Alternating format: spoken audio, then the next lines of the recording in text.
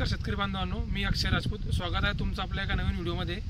तर आपण आज बघणार आहोत जे उमनी जो प्रादुर्भाव जास्त झालेला आहे, ज्याने आपला शेतकरी एकदम त्रस्त झालेला आहे. उमनी जे आपण समजा काही जे प्रमाणात खतं आलेले आहेत मार्केटला, तर त्यापैकी आपण जर फोर्पिडो नावाचं एक खत आहे आदामाचं, त्याच्यानंतर होल्टॅक्स म्हणून एक क्रिस्टलचं एक FMCचं फर्टिला पण आलेलं आहे, आणि त्याच्यामध्ये पण एक सुमुटू म्हणून संटाना पण आहे. तर आपण हे जर खते आपल्या जे आपण खत टाकतो पेरणीच्या मागे, त्या खतात जर आपण यूज करून टाकले तर आपल्याला उमनीला बऱ्यापैकी आपला कंट्रोलला येईल.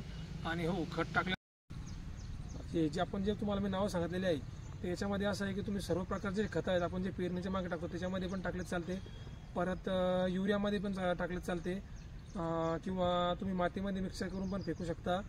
आणि हे तुमच्या आपण जी रीती असते त्याच्यामध्ये टाकले तरी चालते.